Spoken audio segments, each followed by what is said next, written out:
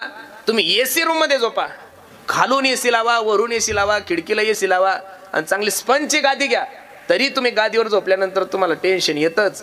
काय करू, 4 मंत्र. कसं करू, कसं होत आणि काय झालं, काय ताण आहे काही कळत नाही महाराज. अब्जावधी रुपयाची प्रॉपर्टी असू द्या, कोट्याधीश मनुष्य असू द्या, खरा सुखी तोच आहे की झोपलं की अंग टाकलं की झोप लागली पाहिजे. याला गोळ्या घेतल्याशिवाय झोप येत नाही महाराज, याला गोळ्या घेतल्याशिवाय झोप येत नाही. तुम्ही 5 स्टार हॉटेलमध्ये बसा, तुम्हाला टेन्शन येतं. तुम्ही घरी खाटवर झोपा तरी तुम्हाला झोप येत नाही. मला तर असं वाटतं कीर्तन एक जागा एवढी सुंदर आहे. आता तुम्ही एवढ्या माझ्या आई बहिणी आलेल्या, एवढे वडीलधारी माणसं आहे, खरं सांगा तुमच्या डोक्यात कशाचं तरी डोकं आहे का तुम्हाला? म्हणजे का संसाराचा ताण आहे तुम्हाला, का गाडीचा ताण आहे, तुमच्या मतदारसंघात कोण निवडून येते याचा ताण आहे का तुम्हाला कीर्तन उस्तर?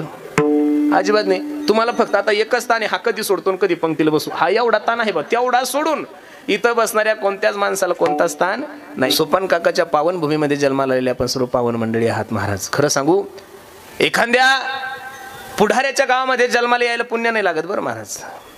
एखाद्या उद्योगपत्याच्या गावामध्ये जन्माला यायला पुण्य नाही लागत, पण एखाद्या संताच्या भूमीमध्ये जन्माला यायला निश्चित पुण्य लागतं. आणि तुम्ही खरोखर पुण्यवान आहात की सोपान काकाची कुस तुम्हाला प्राप्त झालेली. मी तर नेहमी सांगत असतो, तसाही हा पुणे जिल्हा जन्माला येताना पुण्यच घेऊन आलेला आहे महाराज. म्हणूनच ना पुणे काय कानू काही कळत नाही महाराज, बरोबर आहे का नाही? एवढे पुण्यवान मंडळी आहात तुम्ही की वारकरी संप्रदायाचे जे प्राण आहे, एक प्राण म्हणजे माझे ज्ञानोबर आहे आणि दुसरे प्राण म्हणजे माझे तुकोबर आहे, हे सुद्धा पुणे जिल्ह्यातच जन्माला आलेले आहे महाराज. माझ्या ज्ञानोबरायचे धाकटे छोटे बंधू आमचे सोपान काका सुद्धा या जिल्ह्यामध्ये जन्माला आलेले आहेत. म्हणून संताने पावन झालेली ही जी भूमी आहे, त्या भूमीमध्ये वास करणारे आपण सर्व मंडळी आणि तुम्हा सर्व मायबापांच्या कृपा आशीर्वादाने चालू असलेला आपला अखंड हरिनाम सप्ताह, अगदी गोड असं नियोजन तुम्ही सर्व मंडळी केलं. पहिलं तर भिवरीकर मंडळीला द्यावे तेवढे धन्यवाद की तुम्ही कीर्तनाची वेळ 7 ते 9 ठेवली, हे उपकार केले बरं आयोजक मंडळी, बरोबर आहे का नाही? पुढच्या वर्षी थोडं चेंजेस करून पहा. 7 ते 9 जेवण ठेवा, 7 ते 9 काय ठेवा? जेवण ठेवा. 9 ते 11 कीर्तन ठेवा. मी तुम्हाला नारदाच्या गादीवर सांगतो, इथं फक्त 7 5 3 दशकांचा मेळा.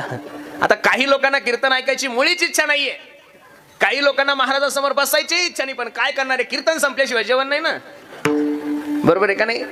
मग इच्छा जरी नसली तरी परमार्थ करून घेणारी जात संप्रदायाचे मी तर महाराज सांगतात सेवितो, तर परमार्थ करून घेतात. म्हणून तर सप्ताह आहे ना महाराज. काही लोकांना कीर्तन ऐकायची इच्छा नाहीये, पण कीर्तन संपेपर्यंत कानात बोळे तर नाही घालता येत ना. म्हणजे इच्छा जरी नसली तरी रूप पाहतालोचनी त्यांच्या कानावर जाणार. म्हणजे सप्त्याचा सगळ्यात मोठा फायदाच आहे, सप्त्याचं सर्वात मोठं बेनिफिट आहे.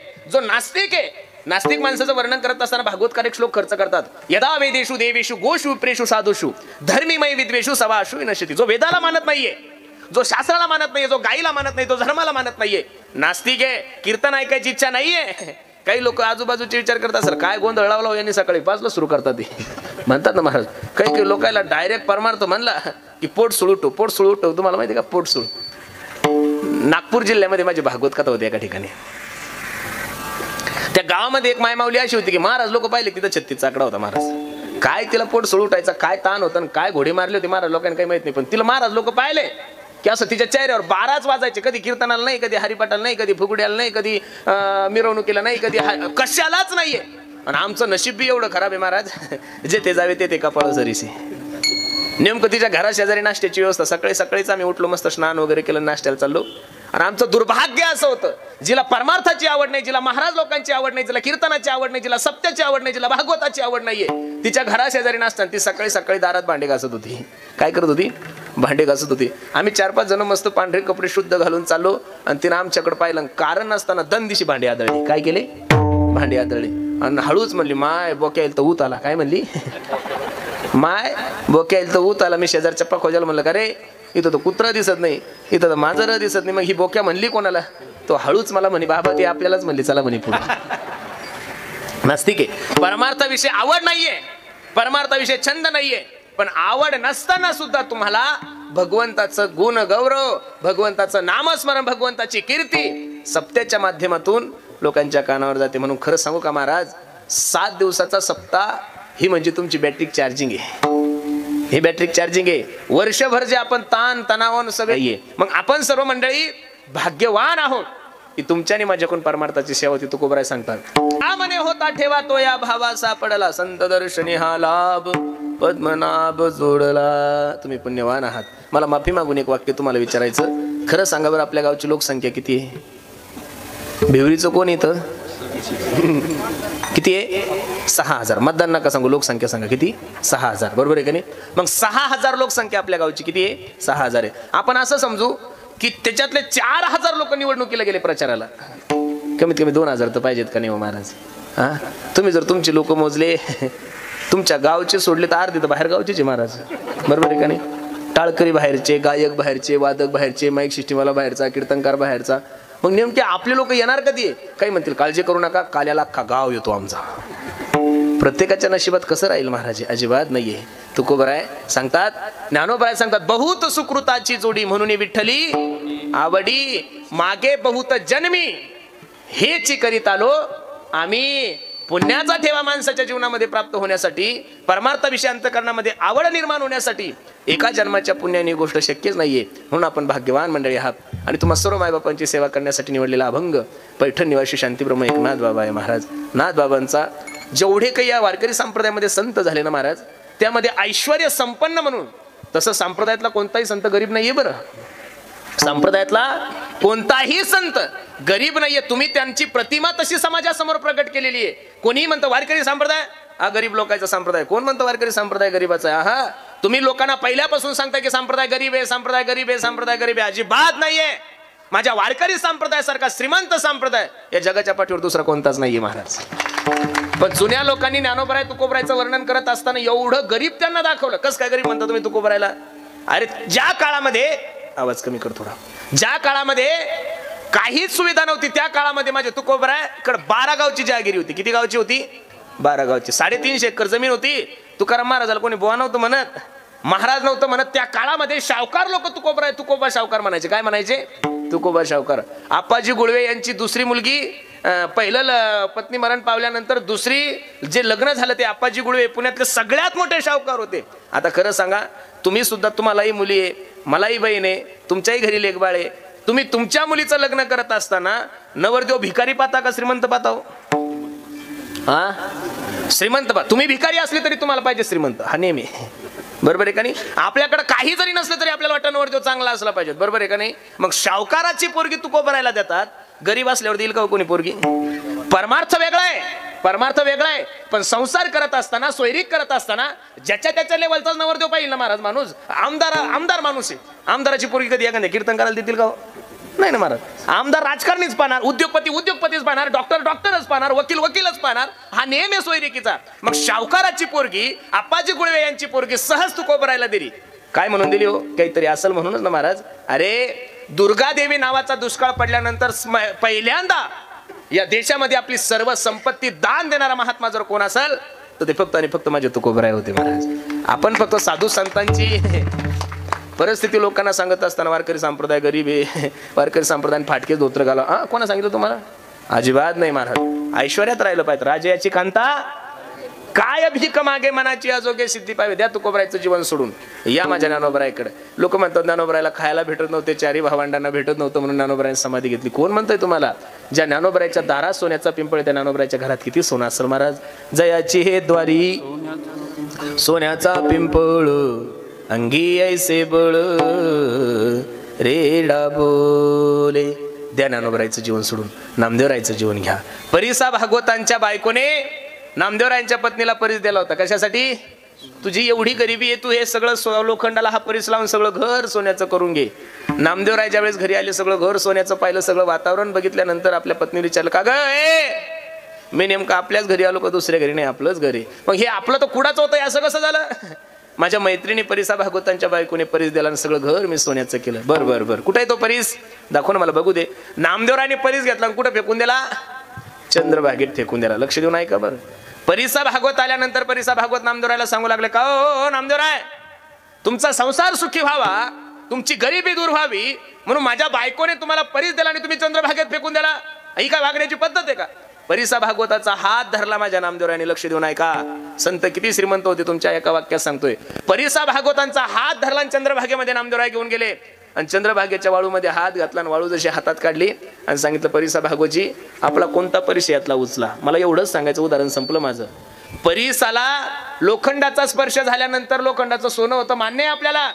पण नामदेवरायमध्ये एवढी ताकद होती की नामदेवराय ज्या दगडाला हात लावतील ते दगड सुद्धा काय होत होते, परिस होत होते. द्या नामदेवरायचं जीवन सोडून या माझ्या नाथबाबाकडे. नाथबाबाच्या ऐश्वर्याचं काय वर्णन करायचं, मी वर्णन करतो असं नाही, नामदेवराय सांगतात.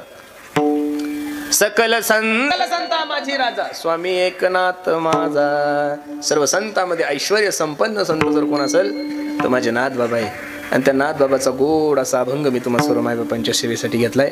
त्या अभंगामध्ये माझे नाथबाबा पांडुरंग परमात्म्याच्या दरबारामध्ये उभे आहेत आणि पांडुरंगाला आपल्या जीवनातली एक छोटीशी इच्छा प्रकट करतात. पांडुरंगा, ओ देवा माझे मन देवा, ओ माझे मन, ओ देवा ऐका ना, माझं हे जे भरकटणारं मन आहे ते तुमच्या चरणावर स्थिर करा. मला एक सांगायचं तुम्हाला, परमार्थामध्ये परमार्थ करत असताना परमार्थ हा विषय ना पंच ज्ञान इंद्रियाचा आहे ना पंचकर्म इंद्रियाचा आहे. लक्ष देऊन कीर्तन ऐका. परमार्थ हा जो विषय आहे तो ना पंच ज्ञान इंद्रियाचा आहे ना पंचकर्म इंद्रियाचा. परमार्थ हा जो विषय तो मनाचा आहे. कशाचा आहे? मनाचा आहे. हाय मनाचा आणि करायचा सुद्धा मनासाठी. आज शरीराने लोक परमार्थ करतात पण मन कुठं सोबत आहे महाराज. आणि मन सोबत नसल्यानंतर तुम्ही कुठेही फिरा काही फायदा नाहीये. मनावर विजय मिळवण्यासाठी सर्वात चंचल जर या जगामध्ये काय असेल तर मन आहे. मन बहुचंचल चपळ येता जाता, तुतार्यांचा आवाज कमी करून साऊंडला आवाज दे. बहुचंचल चपळ येता जाता न लागे वेळ. एका मिनिटात दिल्लीला जात आहे आणि एका मिनिटात परत भिवरेली येतं. नाही त्याला टोल नाका लागत, ना त्याला फास्टॅगची गरज आहे, ना त्याला सीएनजीची गरज आहे, ना त्याला डिझेलची. लक्ष देऊन ऐका. मनावर विजय मिळवण्यासाठी शुकाचार्याने भगवंताने राजा परीक्षितीला 4 गोष्टी सांगितलेल्या आहे. कथा लक्ष देऊन ऐका.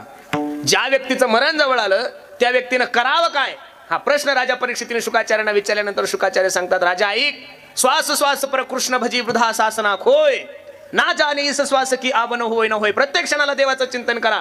एक क्षण सुद्धा भगवंताच्या चिंतनाविना वाया नका घालू. राजा परीक्षितीनं हात जोडले, महाराज सगळं बरोबर आहे हो. या मनाला भरपूर वेळेस त्या परमार्थाकडे लावण्याचा प्रयत्न करतोय पण मन काही मात्र परमार्थाकडे येत नाहीये. म्हणून अनेक ठिकाणी पश्चिम महाराष्ट्रातल्या जेवढ्या दिंड्या आहे ना महाराज, आता बरेचसे लोक कीर्तनाला भेटलं की महाराज आमची दिंडी, अरे बाबा बाबा बाबा बाबा आमच्या दिंडीचा नाद नाही करायचा म्हणे महाराज. अख्ख्या पुण्यात दररोज मिसळ पावे. अरे गरीबी तेच भेटतं नेड्या हो. मग वारीने मिसळ पाव खाता भजन कधी करता? बस दिवसभर मिसळ पाव खायचं भजन. राधे चल माझ्या गावाला अजिबात नाही. एक जण तर म्हणे महाराज आमची दिंडी आरोचं पाणी, अरे घरी तेच पेतो ना. 10-15 दिवस टँकरचं पिऊन पाहिजे ना, मरणार थोडा आहे की. ज्ञानोबरायसाठी चाललाय ना तू, तुकोबरायसाठी चाललाय ना. वाक्य लक्ष देऊन ऐका. दिंडीमध्ये जात असताना, तीर्थयात्रेला जात असताना व्यवस्थेचा विचार करू नका. तीर्थयात्रेला जात असताना अवस्थेचा विचार करा महाराज. ज्या दिंडीत व्यवस्था आहे त्या दिंडीत नका जाऊ. ज्ञानोबराय तुकोबराय सोबत, सोपान काका सोबत, ज्या दिंडीत भजन आहे त्या दिंडीत सोबत जा.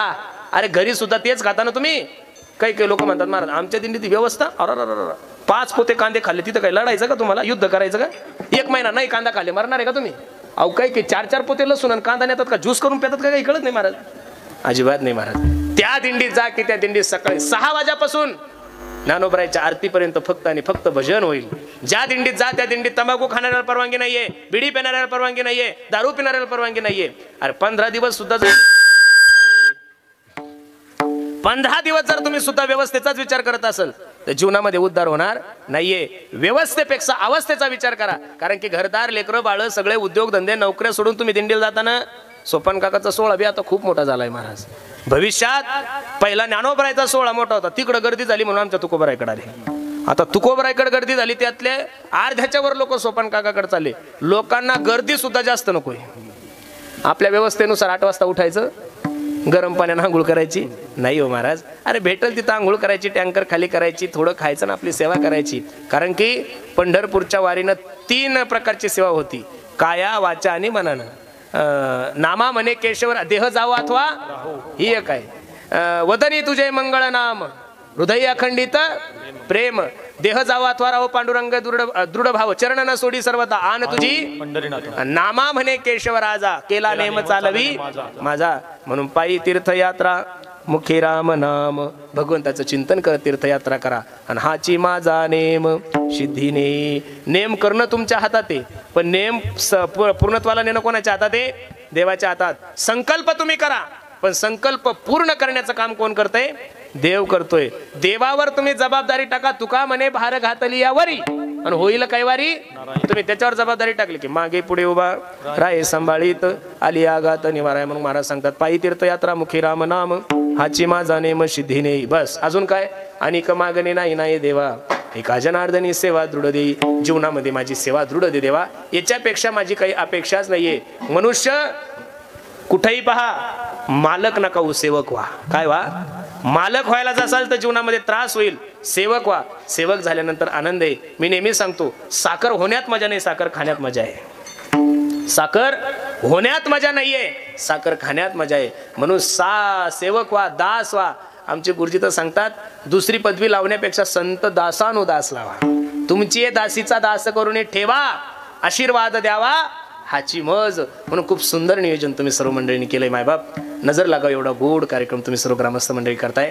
मी मगाशी तुम्हाला सांगितलं, सोपान काकाच्या कुशीमध्ये तुमचा जन्म झालेला आहे महाराज. निश्चित सोपान काका, ज्ञानोबराय, निवृत्तीनाथ दादा, तुकोबराय यांची निश्चित कृपा तुमच्याने माझ्यावर होईल.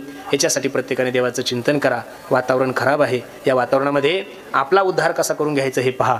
बाकीच्या भानगडीत पडू नका. क्षणभंगूर जीवन की कलिका कल प्रात को खिली ना खिली. कधी आयुष्य जाईल काही सांगता येत नाही. कोण दिवस येईल कैसा नाही देहाचा भरोसा.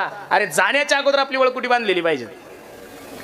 प्रस्थानची तारीख डिक्लेअर झाली की तिथून पासून वारकरी सुरू करतात. संपदा सोहळा नावडे मनाला लागला टकळा. लोक म्हणे एवढं काय येडवायचं? इलेक्शनची तारीख डिक्लेअर झाल्यावर पुढे राहील झोपा येतात का? हा गाव झोपल्यावर 3-3 वाजता बैठकी घेतात. ते किती वाजता? 3-3 वाजता. मग इलेक्शनची तारीख डिक्लेअर झाली तशी पुढाऱ्याला झोप येत नाही. तसं पांडुरंगाच्या भेटीची तारीख डिक्लेअर झाल्यानंतर संपदा सोहळा नावडे मनाला लागला टकळा. पंढरीसा जावे पंढरीसी आवडे मानसी काही एकादशी आषाढी हे. म्हणून लक्ष देऊन ऐका. आणि कमा गणे नाही नाही देवा एका जनार्दनी सेवा दृढ देई. नामस्मरण घडो संत समागम वावगाची भ्रम नको देवा. अभंगाची सरळ भूमिका मी तुम्हाला सर्व मंडळी समोर ठेवली. आवर्जून कीर्तनामध्ये काही गोष्टी सांगत असतो. काळाची गरज आहे. आज प्रत्येक कीर्तनकारावर जबाबदारी आहे की त्यांनी 10-5 मिनिटं समाजासाठी दिली पाहिजेत. माझी तुम्हाला सर्वांना विनंती आहे, खूप सुंदर नियोजन तुम्ही सर्व ग्रामस्थांनी केलं आहे. ज्ञानोबराय तुकोबराय तुमच्याकडून हीच सेवा करून घेऊ अशी आपण सोपान काकांच्या चरणी, कानिपनाथ भगवंताच्या चरणी विनंती करू. जाता जाता फक्त सर्वांनी एकत्रित सांगायचं आहे, देशाविषयी धर्माविषयी स्वाभिमान बाळगा. प्रत्येकाने एकत्रित या. जीवनामध्ये व्यसन नका करू. जीवनामध्ये गळ्यामध्ये पवित्र तुळशीची माळ घाला. 10 तोळ्याचं लॉकेट घातलं तरी शेवटी ते काढून घेणार आहे बरं. पण गळ्यात पवित्र तुळशीची माळ तुमची असेल तर महाराष्ट्रामध्ये अशी घटना घडलीच नाही की एखादा मनुष्य मेला आणि त्याच्या गळ्यातली तुळशीची माळ काढली. घडली एखादी? तुम्ही 4 बोटात 4 अंगठ्या घाला, सोन्याची घडी घाला, सोन्याचं काही करा तुम्ही आणि चांगलं किलोचं लॉकेट गळ्यामध्ये घाला.